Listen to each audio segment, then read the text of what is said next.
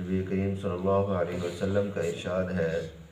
کہ جب میری امت دنیا کو بڑی چیز سمجھنے لگے گی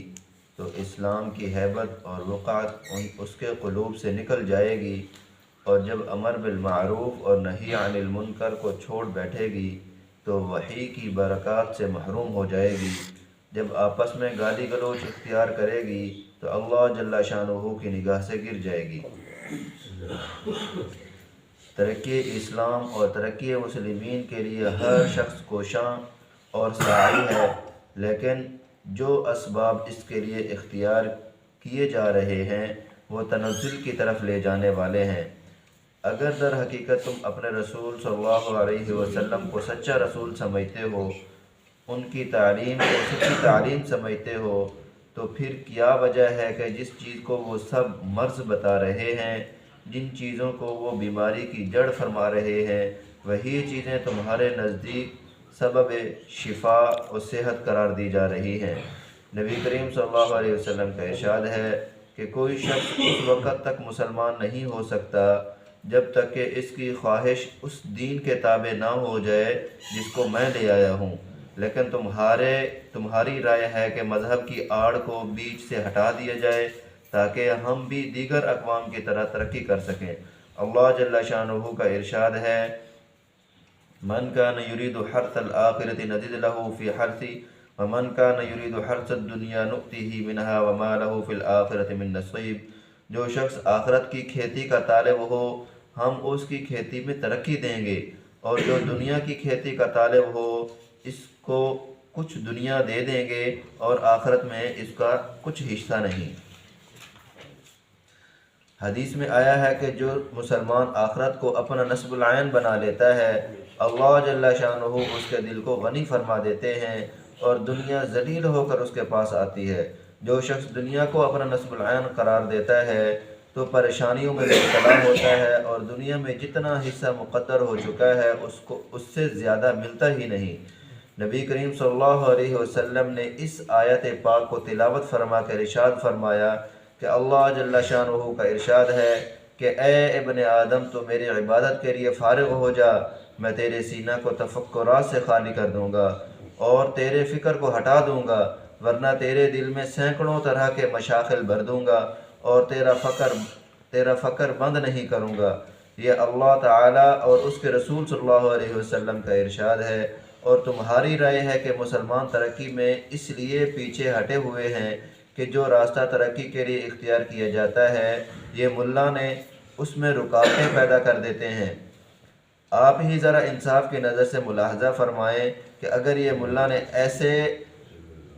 ہی لالچی ہیں تو آپ حضرات کی ترقیات ان کے لیے تو مسرت کا سبب ہوں گی، کیونکہ جب ان کی روزی آپ کے زعم میں آپ کے ذریعے سے ہے تو جس قدر وسعت اور فتوحات آپ پر ہوں گی تو وہ ان کے لیے بھی سبب وسعت اور فتوحات کی ہوں گی، مگر یہ خود غرض پھر بھی آپ کی مخالفت کرتے ہیں تو کوئی تو مجبوری ان کو درپیش ہے جس کی وجہ سے یہ اپنے نفع کو بھی کھو رہے ہیں اور آپ جیسے محسن اور مربیوں سے بھی بگاڑ کر گویا اپنی دنیا خراب کر رہے ہیں۔ میرے دوستو ذرا غور تو کرو، اگر ملا کوئی ایسی بات کہیں جو قرآن پاک میں بھی صاف طور پر موجود ہو تو پھر تو ان کی ضد سے منہ پھیرنا نہ صرف عقل ہی سے دور ہے بلکہ شان اسلام سے بھی دور ہے۔ یہ ملا نے خواہ کتنے ہی نااہل ہوں، مگر جب کہ صریح ارشاد باری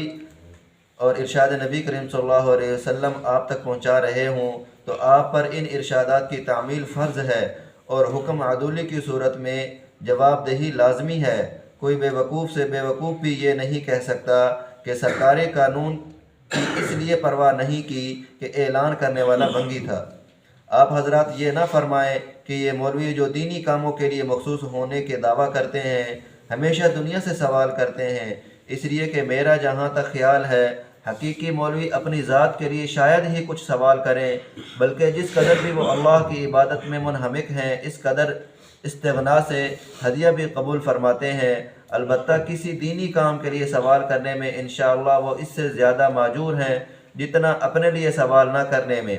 ایک عام اشکال یہ کیا جاتا ہے کہ دین محمدی صلی اللہ علیہ وسلم میں رہبانیت کی تعلیم نہیں ہے، اس میں دین و دنیا دونوں کو ساتھ رکھا گیا ہے۔ ارشاد باری ہے کہ ربنا آتنا فی الدنیا حسنۃ وفی الآخرۃ حسنۃ وقنا عذاب النار۔ اس آیت شریفہ میں بہت زور دیا جاتا ہے، گویا تمام قرآن پاک میں عمل کرنے کے لیے یہی ایک ہی آیت نازل ہوئی ہے، لیکن اول تو آیت شریفہ کی تفسیر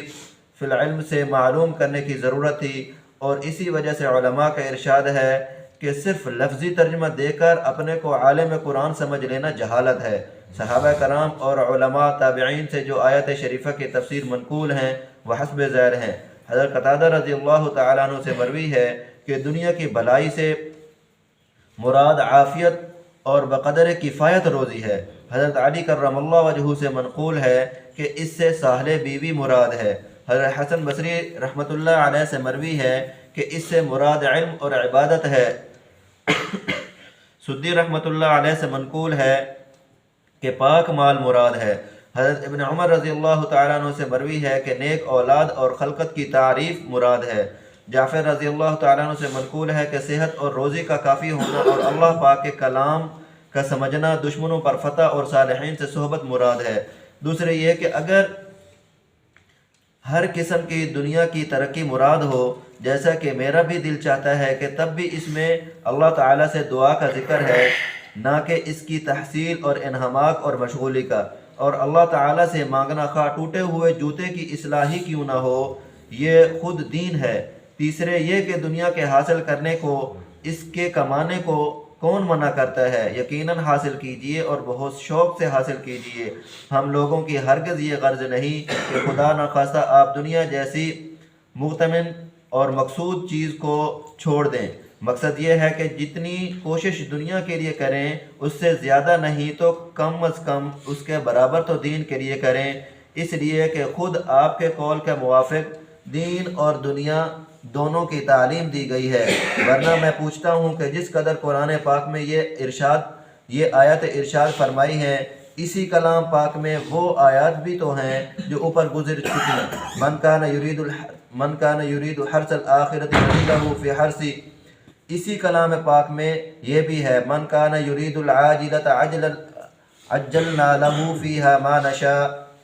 اسی کلام پاک میں ذالک متاع الحیات الدنیا واللہ عندہ حسن المآب، اسی کلام پاک میں منکم من یرید الدنیا ومنکم من یرید الآخرہ، اسی کلام پاک میں قل متاع الدنیا قلیل والآخرۃ خیر لمن اتقی۔ یہ ساری آیات دنیا کی حقیقت کو ظاہر کر رہی ہیں۔ ان کے علاوہ بہت سی آیات ہیں جن میں دنیا اور آخرت کا تقابل کیا گیا ہے۔ اس وقت نہ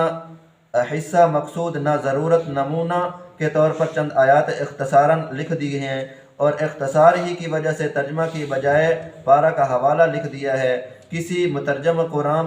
پاک سے ترجمہ دیکھ لیجئے۔ مقصود سب کا یہ ہے کہ آخرت کے مقابلہ میں جو لوگ دنیا کو ترجیح دیتے ہیں وہ نہایت خسران میں ہیں۔ اگر دونوں کو آپ نہیں سنبھال سکتے تو صرف آخرت ہی کو قابل ترجیح ہے۔ مجھے انکار نہیں کہ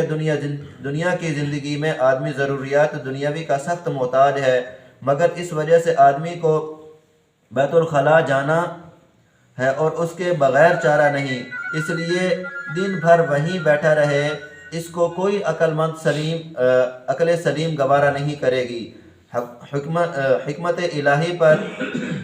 ایک نگاہ عمیق ڈالیں تو آپ کو معلوم ہو جائے گا کہ شریعت مطہرہ میں ایک ایک چیز کا انضباط ہے۔ اللہ جل شانہ نے ایک ایک چیز کو واضح فرما دیا۔ نمازوں کے اوقات کی تقسیم نے صاف طور سے اس جانب ارشاد کر دیا کہ روز و شب کے 24 گھنٹوں میں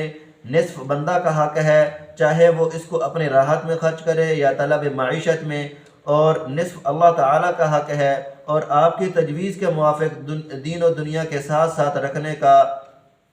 تقاضا بھی یہی ہونا چاہیے کہ روز و شب میں آدھا وقت دین کے لیے خرچ ہونا چاہیے اور آدھا دنیا کے لیے۔ اللہ تعالیٰ عمل کی توفیق عطا فرمائے۔